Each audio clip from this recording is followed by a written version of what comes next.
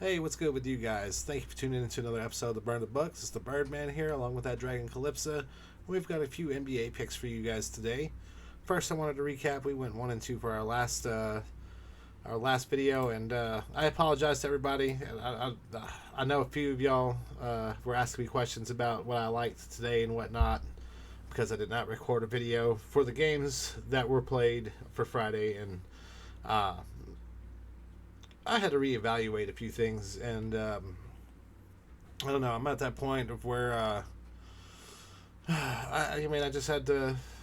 I had to look at some options, and it's like my body wanted to do something, and my mind has been really trying to rack up rushing yards and been really trying to.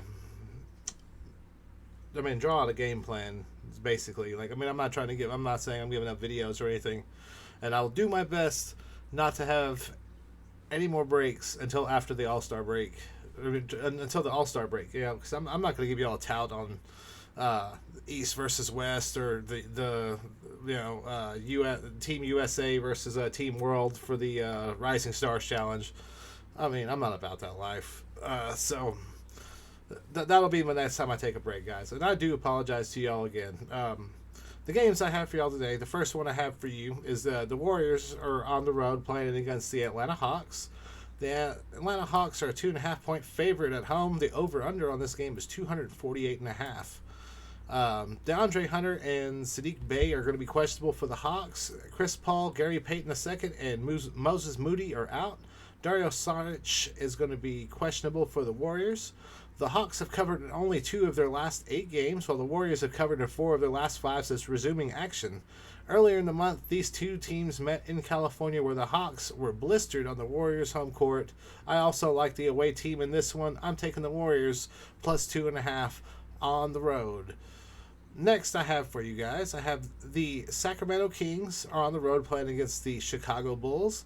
The Bulls are a 1.5-point favorite. The over-under on this game is 228 points. Sasha Vezenkov is going to be questionable for the Kings, while the Bulls have a lengthy injury report with Zach LaVine, Patrick Williams out, Dalen Terry doubtful, and Torrey Craig and Kobe White questionable for this contest.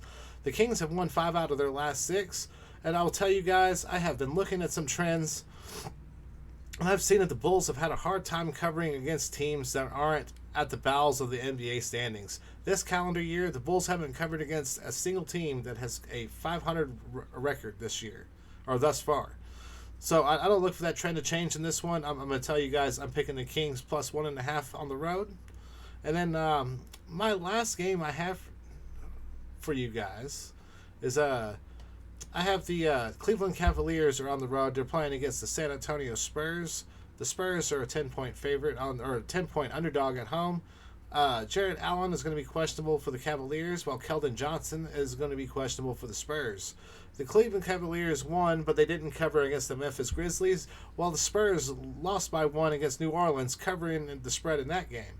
These 2 teams matched up earlier this month, with the Spurs covering in that one, only losing by 2.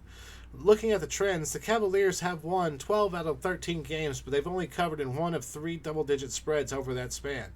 Crazily enough, the Spurs were also inside of that span. They were an 11-point underdog, and like I said, they only ended up losing that game by 2 points in Cleveland. The Spurs covered all double-digit spreads from November 15th on against every team that isn't named the Boston Celtics. With these trends, I'm pointing you in the direction of the San Antonio Spurs. Let's take the Spurs plus the 10 at home. Guys, I do appreciate you for tuning in. Thank you for your patience.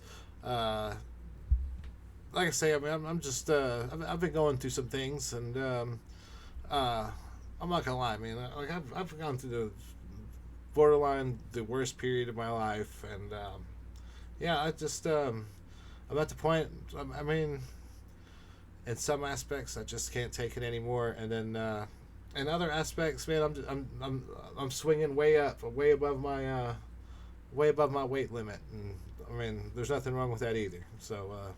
I'll see you guys next time around. Y'all be safe out there, and just remember, it's a blessing. Y'all be safe.